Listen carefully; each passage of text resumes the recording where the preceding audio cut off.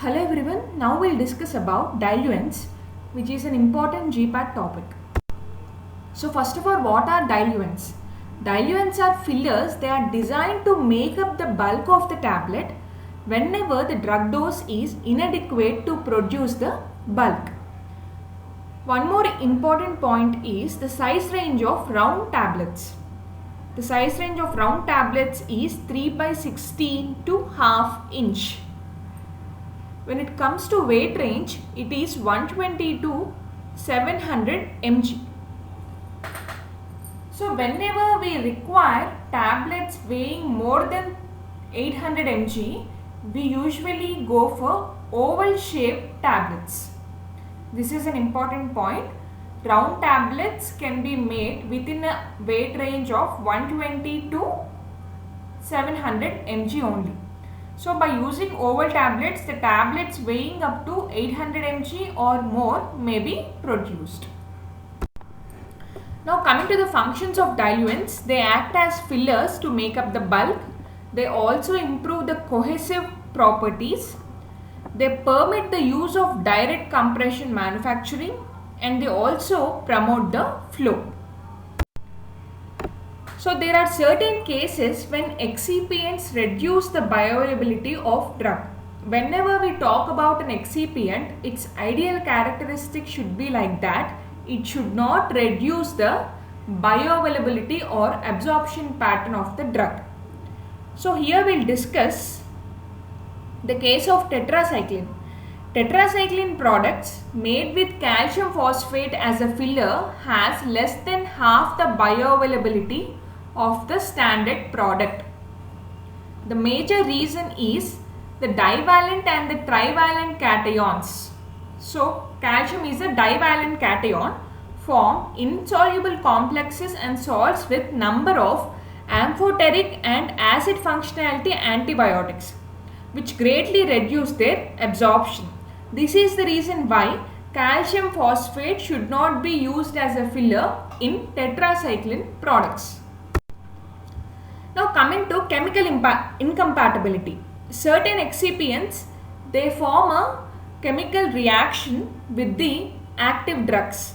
Example is discoloration of certain amine drugs. So whenever we employ lactose as a diluent in the presence of metal stearate lubricant such as magnesium stearate, discoloration of certain amine drugs is seen.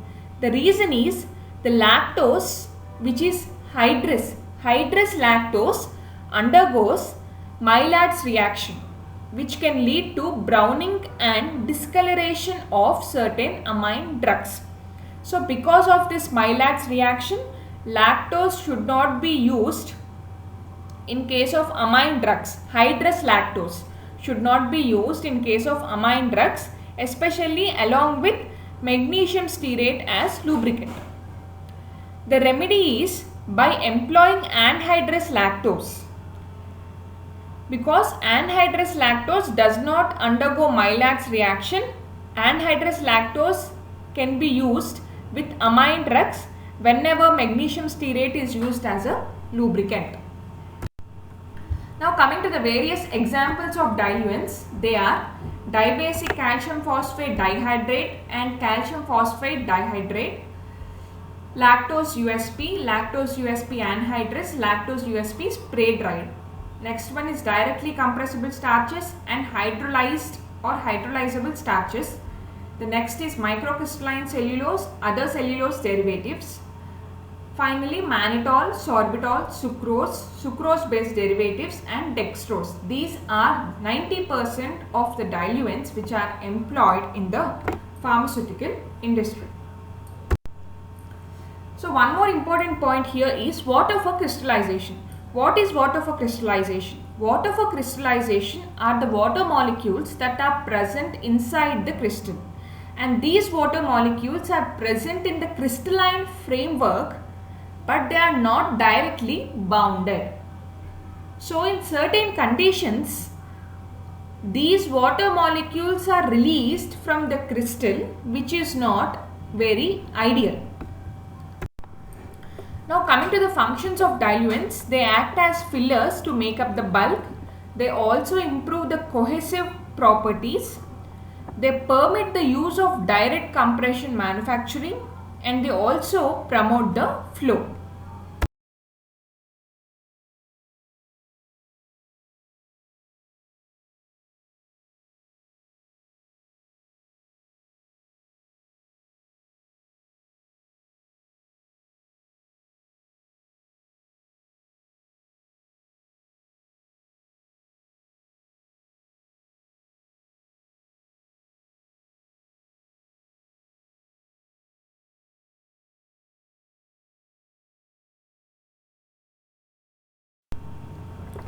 Now coming to dibasic calcium phosphate and calcium sulfate dihydrate. So the ideal characteristics or advantages of these two salts are they have low concentration of unbound water and they have low affinity for atmospheric moisture.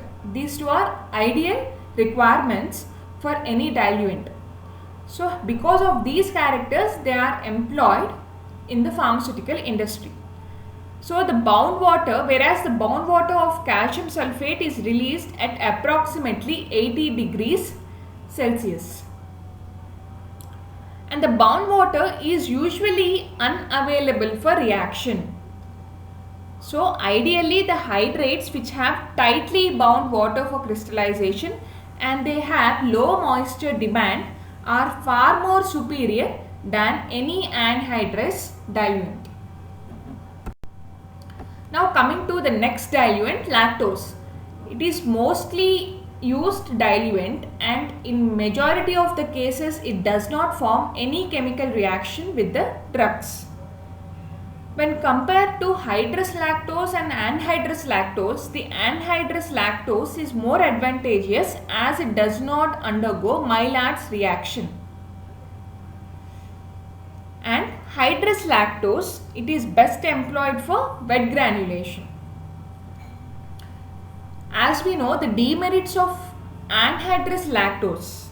Anhydrous lactose is advantageous that it does not undergo Maillard's reaction, but even anhydrous lactose, it has certain demerits. That is, it picks up the moisture when exposed to elevated humidity. So moisture demand is high, which is not ideal, and in order to prevent, the tablets must be packed to prevent the moisture exposure. So whenever anhydrous lactose is used, packing should be sufficient or care must be taken to prevent the moisture exposure. Coming to the grades of hydrous lactose, it can exist as 60 to 80 mesh and 80 to 100 mesh. The 60 to 80 mesh is coarse, whereas the 80 to 100 mesh lactose is regular.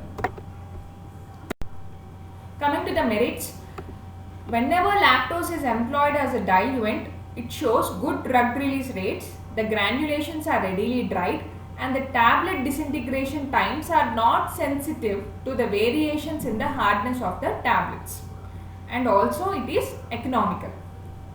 Coming to the demerits, as we have discussed, the tablet discoloration is seen with amine drug bases and even with salts of alkaline compounds. Coming to the various types, lactose exists as lactose USP or hydrous lactose, lactose anhydrous and lactose spray-dried. So hydrous lactose is majorly employed in wet granulation, whereas spray-dried lactose is majorly employed in direct compression. Now coming to spray-dried lactose. The merits are, in addition to its diluent properties, the spray-dried lactose may also have additional disintegrant and lubricant properties. It also shows good flow properties. It is employed as a direct compression material and it can be combined with 20 to 25% of the active ingredient. Coming to the demerits, the spray-dried lactose should not be allowed to dry out.